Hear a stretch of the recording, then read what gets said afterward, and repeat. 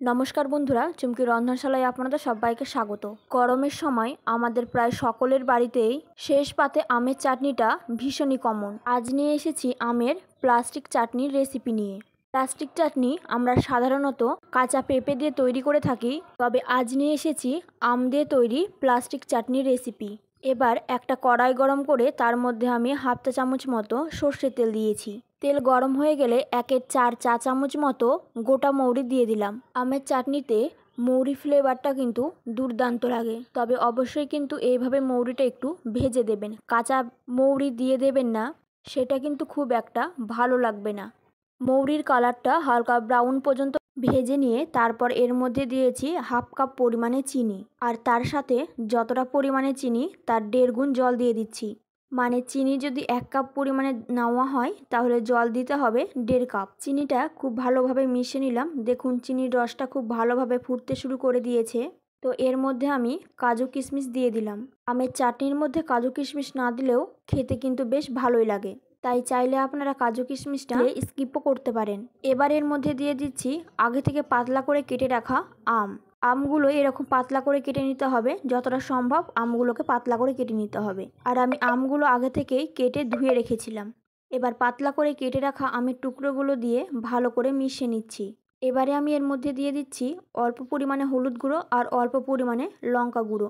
এখানে হলুদ গুঁড়ো আর লঙ্কা গুঁড়ো যদি দেওয়া হয় তাহলে কালারটা খুব সুন্দর আসে। এবার সমস্ত কিছু একসাথে খুব ভালো করে মিশিয়ে নিয়ে গ্যাসের ফ্লেমটাকে লোতে করে দিয়ে ঢাকা দিয়ে রান্না হতে দেব প্রায় 5 মিনিট মতো। 5 মিনিটে আমটাও ভালো মতো সেদ্ধ হয়ে যাবে। প্রায় 5 মিনিট লো ফ্লেমে রান্না করার পর কড়াইয়ের ঢাকনাটা আমি খুলে নিয়েছি।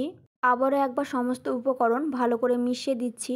সেদ্ধ হওয়ার পর দেখুন আমের কালারটা একদম স্বচ্ছ হয়ে গেছে, আর আমটাও কিন্তু ভালো মতো সেদ্ধ হয়েছে। এই সময় এর মধ্যে 1 চিমটে মতো নুন দিয়ে দিলাম। তারপর আবার সমস্ত উপকরণ একসাথে ভালো করে মিশিয়ে দিচ্ছি। আমাদের কাঁচা আমের প্লাস্টিক চাটনি এখানে অলমোস্ট রেডি।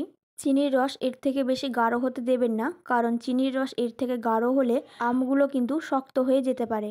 এবার গ্যাসের ফ্লেমটাকে অফ করে দিলাম। আমাদের দারুণ সুস্বাদু প্লাস্টিক আমের চাটনি কিন্তু একদম রেডি হয়ে গেছে। এবার এই চাটনিটা আমি সার্ভ করে দিচ্ছি। দেখতেই পেলেন কত কম সময়ে ও কত কম উপকরণে আমের প্লাস্টিক চাটনি তৈরি করে নেওয়া গেল। চাইলে বেশি পরিমাণে তৈরি করে ফ্রিজে রেখে 1 মাস পর্যন্ত খেতে পারেন। দেখুন আমের টুকরোগুলো কি সুন্দর স্বচ্ছ হয়ে গেছে। ঠিক যেমন পেঁপে চাটনিতে পেঁপেগুলো স্বচ্ছ হয়ে থাকে, ঠিক সেই রকমই কিন্তু আমের টুকরোগুলো স্বচ্ছ হয়ে আছে। দেখতে একেবারে প্লাস্টিক চাটনির মতোই হয়েছে। তাহলে আপনারা বাড়িতে এইরকম আমের প্লাস্টিক চাটনি তৈরি করুন এবং আমায় জানাবেন এই রেসিপিটি আপনাদের কেমন লাগলো। রেসিপিটি ভালো লাগলে ভিডিওটিতে বরাবরের মতন লাইক ও শেয়ার করার অনুরোধ রইল। আমার চ্যানেলে নতুন বন্ধু হয়ে থাকলে চ্যানেলটি সাবস্ক্রাইব করে নেওয়ার অনুরোধ রইল। পাশে থাকা বেল আইকনটা অবশ্যই প্রেস করে দেবেন, কারণ আমি চ্যানেলে যখনই কোনো নতুন রেসিপি শেয়ার করব নোটিফিকেশন আপনাদের কাছে পৌঁছে যাবে। আজকের মতন এই পর্যন্ত, আবারও হাজির হয়ে যাব নতুন কোনো রেসিপি নিয়ে। ভালো থাকবেন, সুস্থ থাকবেন, ধন্যবাদ।